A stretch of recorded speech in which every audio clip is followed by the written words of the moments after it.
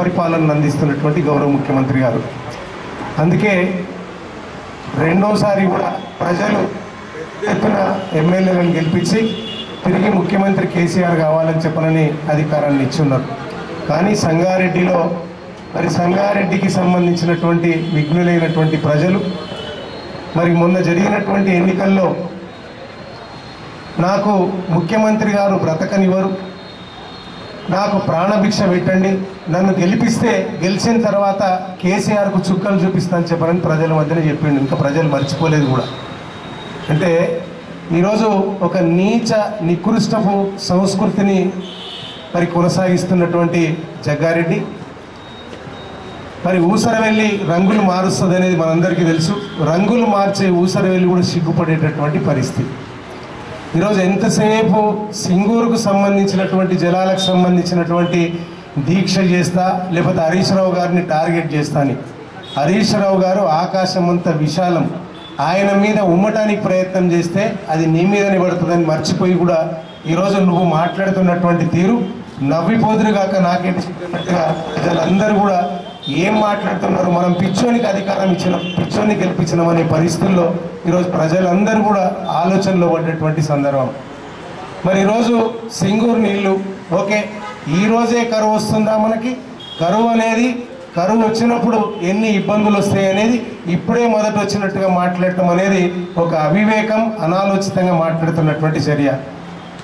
ఈరోజు నీళ్లు లేవు, ఓకే, ప్రకృతి అనుకూలించలేదు, ఇక దాన్ని పట్టుకొని ఈరోజు పాడిందే పాడరా పాసవండ్ల దాసరి అన్నట్టుగా నువ్వు ఎంతసేపు ఆ సింగూరు నీళ్ళ గురించే మాట్లాడుతున్నావు. గెలిచిన తర్వాత నియోజకవర్గ ప్రజల ప్రయోజనాన్ని దృష్టిలో పెట్టుకొని కానీ, వాళ్ళ అవసరాలను దృష్టిలో పెట్టుకొని కానీ ఈరోజు నీళ్లు లేవు. ఓకే, నీళ్లకు సంబంధించినటువంటి విషయంలో నువ్వు కలెక్టర్ గారితో ఎన్నిసార్లు మాట్లాడినావు? నీళ్లకు సంబంధించినటువంటి సమస్య పరిష్కారానికి సంబంధించి బోర్ల ద్వారానా, ట్రాన్స్పోర్టేషన్ ద్వారానా ఈరోజు ఏం చేస్తే నీళ్లు ఇబ్బంది లేకుండా ఉంటుంది ప్రజలకు అని చెప్పనని ఒక్కరోజు కూడా మాట్లాడలే. ఎప్పుడు మాట్లాడినా ప్రెస్ ముందరికి రావటం, సంచలన వ్యాఖ్యలు చేయటం, అండర్ గ్రౌండ్కి వెళ్ళిపోవటం. ఇది నీ చర్య, ఇది నీ నికృష్ట చర్య. ఓకే, అది నీ సంస్కృతి, నీ సాంప్రదాయాన్ని ప్రజలు కొంత నమ్మి మోసపోయినారు అనేది ఈరోజు అనుకుంటా ఉన్నారు. ఇంకొక మాట, ఈరోజు ఎంపీ గారు మొన్న వచ్చినప్పుడు ఎంపీ గారు కలెక్టర్ గారితో మాట్లాడినప్పుడు నేను మాజీ ఎమ్మెల్సీ సత్యన గారు కలెక్టర్ గారి దగ్గర మాట్లాడి నియోజకవర్గానికి సంబంధించి 2 మున్సిపాలిటీలు 4 మండలాల్లో నీటి సమస్య ఈరోజు ఉత్పన్నం కాకుండా ఎట్టి పరిస్థితుల్లో తాగటానికి కానీ వాడుకోవటానికి ఇబ్బంది లేకుండా ఏం చర్యలు చేపట్టాలో చేపట్టండి. ముఖ్యమంత్రి గారు కూడా దాదాపు 40 కోట్ల రూపాయల ప్రపోజల్స్ మేము ఇవ్వటం జరిగింది, ఖచ్చితంగా డబ్బులు ఇస్తారని చెప్పనని ఎంపీ గారు చెప్పడం జరిగింది. బోర్లు కానీ ట్రాన్స్పోర్టేషన్ గతంలో తక్కువ రేటు ఉంది కాబట్టి ట్రాన్స్పోర్టేషన్ కూడా రేటు పెంచి ఇస్తే ట్రాన్స్పోర్టర్లు కూడా ఇబ్బంది లేకుండా వాటర్ సప్లై చేస్తారని మాట్లాడటం జరిగింది. ఇంకొక మాట కూడా చెప్పడం జరిగింది, ఈరోజు గోదావరి నీళ్లు పటాన్చెరు వరకు వస్తున్నాయి, అక్కడి నుంచి మనం ప్రతి ట్రాన్స్పోర్టేషన్ ద్వారా గ్రామాలకు పంపించేదానికి సంబంధించిన ఇబ్బంది లేకుండా కూడా చూసుకోవాలని చెప్పని ఎంపీ గారు చెప్పడం జరిగింది. నువ్వేం చేసినావు? ఎంతసేపు సింగూరు నీళ్ళకు సంబంధించి ఈరోజు మంత్రి హరీష్ రావు గారిని టార్గెట్ చేస్తూ మొన్న ఎంపీ గారిని టార్గెట్ చేసినావు. వాస్తవానికి వాళ్ళ కాలు మీద దుమ్ముతో సమానంగానే ఈరోజు మేము భావిస్తూ ఉన్నాం. ఇంకొక మాట కూడా చెప్పాల్సినటువంటి అవసరం ఉంది. ఈరోజు నువ్వు మాట్లాడుతున్న తీరు ఈరోజు అన్ని ప్రభుత్వమే చేయాలంటే ప్రజలు నిన్ను ఎందుకు గెలిపించారు? నువ్వెందుకు? ఈరోజు నీ అవసరం ప్రజలకి ఏముంది? ఈరోజు మొన్న ఎంపీ గారు అన్నట్టుగా చెల్లని రూపాయి ఎందుకు కాదు? నువ్వు అన్ని ప్రభుత్వమే చేసిన తర్వాత పూజకు పనికిరాని పువ్వు ఎందుకు కాదు? అన్ని గవర్నమెంట్ చేసిన తర్వాత ఈరోజు నువ్వు చేస్తా అన్న దానికి సంబంధించి ఉత్తుత మాటలు, ఉచిత వాగ్దానాలు ఇచ్చినావు.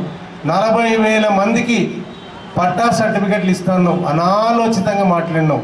ఈ నియోజకవర్గంలో ఎన్ని ఇళ్ళు ఉన్నాయో నీకు అంచనా లేదు, ఎంతమందికి పట్టా సర్టిఫికెట్లు అవసరాలు ఉన్నాయో తెలియదు. ఈరోజు నువ్వు కుబేరుడు, వెనకటికేదో నువ్వు రాజుల పాలన చేసినావు, మీ చరిత్ర అంతా ఆ రకంగా ఉందన్నట్టుగా నేను కొనిస్తా అని చెప్పననే మాట్లాడతావు. అది ఎక్కడి సంస్కృతో నాకు అర్థం కాలే.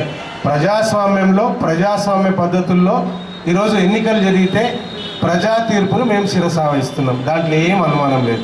కానీ ఈరోజు నిన్ను ఎందుకు గెలిపించినామని చెప్పనని ఈరోజు పిచ్చోడికి ఈరోజు అధికారం ఇచ్చినామనే బాధ ఎక్కువైపోయి ఈరోజు వాళ్ళు కూడా ఆలోచనలో పడుతున్నారు ప్రజలు.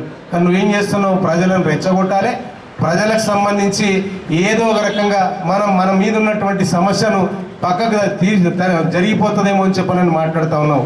ఖచ్చితంగా నేను నిలదీసి నీకు బుద్ధి చెప్పేటటువంటి పరిస్థితి కూడా ఏమీ లేటేం లేదు, ఖచ్చితంగా జరుగుతుంది. నువ్వు చేసిన పాపాలు 1-2 కాదు, నువ్వు చేసిన పాపాలు. ఈరోజు నువ్వు గెలిచిన తర్వాత ఇమ్మీడియట్గా తెలంగాణకే ద్రోహం చేసినావు, తెలంగాణ ద్రోహి. రెండో విషయం, తెలంగాణకు సంబంధించి ద్రోహం చేయడానికి అధికార పార్టీకి సంబంధించి నీ అవసరాలకు సంబంధించి మోకాళ్ళ మీద మోకరిల్లి నువ్వు చనిపోయినటువంటి మరి ఫ్రీడమ్ ఫైటర్ల పేర్ల మీద భూములు లాక్కొని వాళ్ళకు అమ్మినవు అలాట్ చేయించుకొని.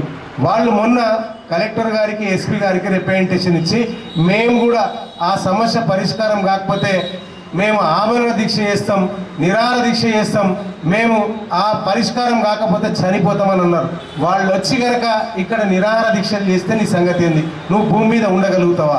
2 ఈదుల్ నావులపల్లికి సంబంధించిన ప్రభుత్వ భూమిని డైరెక్ట్గా ఈరోజు కోర్ ప్రాజెక్టు వాళ్ళకి అమ్మి నువ్వే మొదటి ముద్దాయి, నీ చిన్నమ్మ కొడుకులు రెండో ముద్దాయిలు జైలుకు వెళ్ళొస్తే జైలుకు వెళ్తే నువ్వే ఏడిపించినావు. ఇది ప్రజలు మరవలే. ఇక సంగారెడ్డి నియోజకవర్గంలో చేసిన పాపాలు ఈరోజు ఎన్ని అనంటే అసలు చాట భారతం అవుతుంది.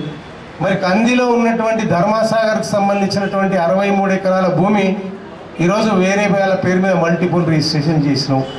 పేద ఫకీరులకు సంబంధించినటువంటి భూమి మరి కందికి సంబంధించి 615 సర్వే నంబర్లో 5 ఎకరాలు నీ అనుయాయుడి భార్య పేరు మీద చేపించినావు, అది కూడా కార్యచకాత అయింది. చర్యాలలో 277 సర్వే నంబర్లో అది కూడా ప్రభుత్వ భూమి నీ భార్య అక్క పేరు మీద అలాట్ చేయించి అమ్ముకున్నావు. ఇంత నీచ సంస్కృతి ఇది కాదని దేశద్రోహం కేసు కింద మహిళా అక్రమ రవాణా కేసులు ఇరుక్కున్నావు. ఇంత నీచ నికృష్ట చరిత్ర నాకు తెలిసి రాష్ట్రంలో ఎవరికి ఉండదు. ఈరోజు నువ్వు మాట్లాడుతున్నావు, మాట్లాడే ముందు ఒక్కసారి నీ ఇంగితాన్ని కూడా ఆలోచన చేయి. ఈరోజు ప్రభుత్వం వచ్చింది, ముఖ్యమంత్రి గారిని పొగుడుతున్నావు, సంతోషం. ప్రభుత్వం తీరును పొగుడుతావు, సంతోషం. ఈరోజు నువ్వు ఏం మాట్లాడతావో నీకే తెలియని పరిస్థితి. ఈరోజు ఖచ్చితంగా ఆ నీళ్ళకు సంబంధించినటువంటి విషయంలో మరి ఈరోజు ఆ నీళ్లు అక్కడ ఉన్నటువంటి నిజామాబాద్కి సంబంధించినటువంటి రైతులు అన్నమో రామచంద్ర మాకు అసలు బతుకులేదిగా, మేము బ్రతకలేము, మాకు నీళ్లు కావాలి, నీళ్లు లేకపోతే పంటలు ఎండిపోవటమే కాదు మేము అందరం కూడా ఆత్మాహుతి అయ్యేటటువంటి పరిస్థితి. కాబట్టి ఆలోచన చేయమని ఈటెల రాజేందర్ గారు, కేటీ రామారావు గారు, కవితా మేడం గారు, ఎంపీ వినోద్ గారు, బీబీ పాటిల్ గారు, ప్రభుత్వ సలహాదారు వివేక్ గారు, మరి అక్కడ ఉన్నటువంటి మరి ఈరోజు మన ఆర్ఎండ్బి మినిస్టర్ మరి మన ప్రశాంత్ రెడ్డి గారు, ఎమ్మెల్యేలు, ఎమ్మెల్సీలు, కార్పొరేషన్ చైర్మన్లు సీఎం గారి మీద ఒత్తిడి తీసుకొచ్చేస్తే ఖచ్చితమైన నిర్ణయం తీసుకోవాల్సినటువంటి అవసరం ఉంది, అనివార్యమైనటువంటి నిర్ణయం తీసుకోవాల్సినటువంటి అవసరం ఉంది. ఎట్టి పరిస్థితుల్లో నీళ్ళు ఇవ్వకపోతే పరిస్థితి తలకిందులు అవుతుందని చెప్పనని ప్రజలు రైతుల ప్రయోజనాల గురించి నీళ్ళు వదిలిండు. ఈరోజు ఈ జిల్లాకు మనకు ఏం ప్రయోజనం అని కాదు, రాష్ట్రం అంతా బాగుండాలని చెప్పనని కోరుకునేటటువంటి ముఖ్యమంత్రి, రాష్ట్రం ఒక బంగారు తెలంగాణ కావాలని ఆలోచన చేస్తున్నటువంటి ముఖ్యమంత్రి. గతంలో చూసినాం కదా, ఈ రోజే కరువు వచ్చిందా? గతంలో తమిళనాడుకు కరువు వస్తే, మంచినీళ్ళ కటకట వస్తే ఆనాడు ఉన్నటువంటి ముఖ్యమంత్రి ఎన్టీ రామారావు రైళ్ల ద్వారా వాటర్ను సప్లై చేయలేదా? మన పక్క రాష్ట్రమైనటువంటి మహారాష్ట్రలో లాతూర్లో తాగటానికి చుక్క నీళ్లు లేకపోతే వాటర్ ట్యాంకర్ల ద్వారా నీళ్లు, రైళ్ల ద్వారా నీళ్లు పంపించినటువంటి పరిస్థితి మర్చిపోయినావా? ఈరోజు నీకు అవగాహన లేదు, అసలు ఆలోచన లేదు, ఏది లేకుండా మాట్లాడేదానికి నీకు నువ్వే సాటని చెప్పనని చెప్పక తప్పదు. మరి ఈరోజు నువ్వు మంత్రిని హరీష్ రావు గారిని అడ్డుకుంటా, ఏం అడ్డుకుంటావు? బొందా, నువ్వు అడ్డుకోవటం అనేది ఈ జన్మలో కాదు, వచ్చే జన్మ అంటూ ఉంటే అప్పుడు కూడా నువ్వు అడ్డుకోలేని పరిస్థితి. ఈరోజు ప్రజలను రెచ్చగొట్టేసి ప్రజలకు ఏదో తప్పుదారి పట్టేయాలని ఆలోచన చేస్తున్నావు. ప్రజలు విఘ్నులు.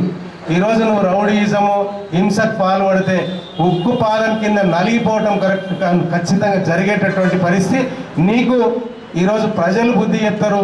నువ్వేదైనా రెచ్చగొట్టే, నువ్వు అహంకారపూరితంగా మాట్లాడే మాటలు ఏమన్నా కనుక ఉంటే నిన్నెట్టి పరిస్థితుల్లో ప్రభుత్వము క్షమించదు, ఈరోజు చట్టము ఊరుకోదు, ప్రజలు ఊరుకోరు. ఈరోజు బుడుబుడుకల మాటలు, తుపాకి రామన్ మాటలతో కాలయాపన చేయాలని ఆలోచన చేస్తా ఉన్నావు.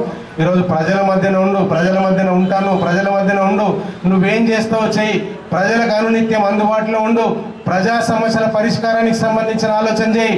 ఈరోజు అవన్నీ పక్కన పెట్టేసి ఏదో ఒకటి దొరికితే ఆ ఒక్క దొరికిన దాన్నే ప్రతిరోజు మాట్లాడతా పాడిందే వాడి పాసనల దాసలు లేక నువ్వు ఆలోచన చేసే పరిస్థితి ఈరోజు తిరస్కరించే పరిస్థితి ఉంటుంది. ప్రజలు ఈరోజు ఒళ్ళు దగ్గర పెట్టుకొని మాట్లాడమని హెచ్చరిస్తా ఉన్నాం.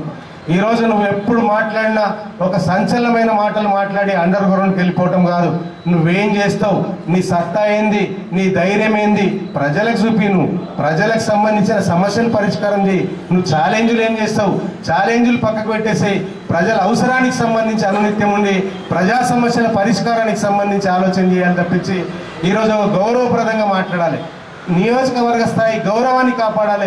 ఒక రౌడీజంగా మాట్లాడి అండర్ గ్రౌండ్కి వెళ్ళిపోవటం కాదు. ఈరోజు నువ్వు మాట్లాడే మాటలు మళ్ళొకసారి మాట్లాడితే ఇక ప్రజలు ఖచ్చితంగా బుద్ధి చెప్పేదానికి మేము కూడా ఆలోచన చేసేటటువంటి పరిస్థితి ఉంటుంది. ఈరోజు సిద్దిపేటకి హరీష్ రావు గారు నీళ్ళు తీసుకపోలే. ఈరోజు ముఖ్యమంత్రి గురించి ఎందుకు మాట్లాడతలేవు? ముఖ్యమంత్రి మంచోడు అంటున్నావు, ప్రభుత్వాన్ని టార్గెట్ చేస్తున్నావు. ముఖ్యమంత్రి మంచోడు అనకపోతే నీ కేసులన్నీ బయటికి వచ్చి సత్వరంగా నీకు శిక్ష పడి జైలుకు వెళ్తావు, పుట్టగతులు ఉండవు అనే భయంతో ప్రభుత్వం మీద డైరెక్ట్గా, ముఖ్యమంత్రి మీద డైరెక్ట్గా మాట్లాడకుండా ఒక హరీష్ రావునో ఎంపీ ప్రభాకర్ రెడ్డినో టార్గెట్ చేయటం నీ అవివేకం అని చెప్పనని కూడా ఈ సందర్భంగా తెలియజేస్తా ఉన్నాం. ఈ తర్వాత ఎప్పుడు మాట్లాడినా మీడియా సాక్షిగా అవాస్తవాలు మాట్లాడితే ఖచ్చితంగా ప్రజలు బుద్ధి చెప్తారనే దానికి మేము కూడా ఎట్టి పరిస్థితుల్లో ఆ మాటలు మేము టార్గెట్ చేసే పరిస్థితుల్లో కూడా లేమనేది కూడా మీ ద్వారా ఈరోజు విఘ్నులైనటువంటి ప్రజల మొత్తం అందరి అభిప్రాయాన్ని నేను తెలియజేస్తూ సెలవు తీసుకున్నాను. జై తెలంగాణ అనేది అందరికీ తెలుసు. మొత్తం అంతా ఇప్పుడు వసూలు చేయటం అనేది ఆయనకి వెనుక పెట్టిన విద్య. వాస్తవానికి ఏంది, మొన్న కూడా నిరుద్యోగ యువకులందరికీ కూడా నేను ఉపాధి కల్పిస్తా, నేను సొంతంగా కంపెనీ పెట్టేసి వాళ్ళందరి అవసరాలు తీరుస్తా. ఈరోజు ప్రభుత్వం ఇస్తున్నది కదా 1000 రూపాయల పెన్షన్, నేను కూడా 500 అందరికీ ఇస్తా అని చెప్పని అన్నాడు. అసలు ఏం చేస్తాడనే దానికి ఈరోజు యువత కూడా ఒక్కసారి ఆలోచన చేయాలి. యువత కూడా తిరగబడితే, ఈరోజు యువత అనుకుంటే ఏదంట జరిగినటువంటి సందర్భం మనకు తెలుసు. మరి యువత ఒకవేళ తిరగబడితే అసలు భూమి మీద కాలు పెట్టడానికి కూడా జాగా ఉండనటువంటి పరిస్థితి తెచ్చుకునే మరి పరిస్థితి మరి ఉత్పన్నమయ్యేటటువంటి సందర్భం మరి కనిపిస్తూ ఉందనేది కూడా ఈ సందర్భంగా తెలియజేస్తా ఉన్నాం. మరి ఈరోజు మరి వాస్తవాలను మాత్రమే మనం మాట్లాడుకున్నాం. దాన్ని ఖచ్చితంగా ప్రజలు మరి ఈరోజు బాధపడతా ఉన్నారనేది మాత్రం 100% వాస్తవం. ఈరోజు కూడా దొరకలే. మరి మీడియా మిత్రులకు దొరికిందా లేదా నాకు తెలియదు. మరి 3 మాసాలు అవుతున్న దాదాపుగా మరి ప్రజలకి దొరకలేదు. ఒక పత్రికల్లో కనిపిస్తాడు, మరి ప్రజలకు కనిపించాడు, మీడియా మిత్రులకు కనిపించాడు. హైదరాబాద్లో ఉండి స్టేట్మెంట్ ఇస్తాడు, మీ అందరికీ తెలుసు. మరి దాన్ని దృష్టిలో పెట్టుకొని ఈరోజు వ్యక్తులను టార్గెట్ చేసి మాట్లాడి చేయాల్సినటువంటి పని చేయకుండా మరి కప్పుచ్చుకొని తిరగటం, సమస్యలు తాను పరిష్కారం చేయాల్సింది చేయకపోవటం అనేది కరెక్ట్ కాదు. కాబట్టి దాన్ని ఒక్కసారి ఫోకస్ చేయాలి. ప్రజా సమస్యలకు సంబంధించినటువంటి విషయంలో మేమున్నాం, ఖచ్చితంగా మేము ఉంటాం, పరిష్కరిస్తాం, అవసరాలు తీరుస్తాం. దేశం మొత్తం మెచ్చుకుంటా ఉంటే ఈరోజు ఊరంతా ఒకటి కోరితే ఇంకెవడదో ఒకటి కోరినట్టుగా ఈరోజు ఆయన గురించి ఏం మాట్లాడాలి అవగాహన లేని అనాలోచితంగా మాట్లాడే ఒక మూర్ఖుడు అంతే, అంతకంటే ఇక రెండో మాట లేదు. దయచేసి మీరు కూడా ఈరోజు పంపించినటువంటి నీళ్లు పంపించారు, ప్రకృతి అనుకూలించలేదు, పోయిన సంవత్సరం నీళ్ళు నిండలేదు. ఖచ్చితంగా దానికి సంబంధించిన ప్రత్యామ్నాయ పరిష్కారం అనేది జరుగుతుంది. ఈరోజు ప్రజలకు సంబంధించిన ఇబ్బంది రాకుండా ఆయన ఉండకపోతే మనం అదిపితే మేము ఉన్నాం, మేము సజీవంగా ఉంటాం, ప్రజల సమస్య పరిష్కారం చేస్తాం.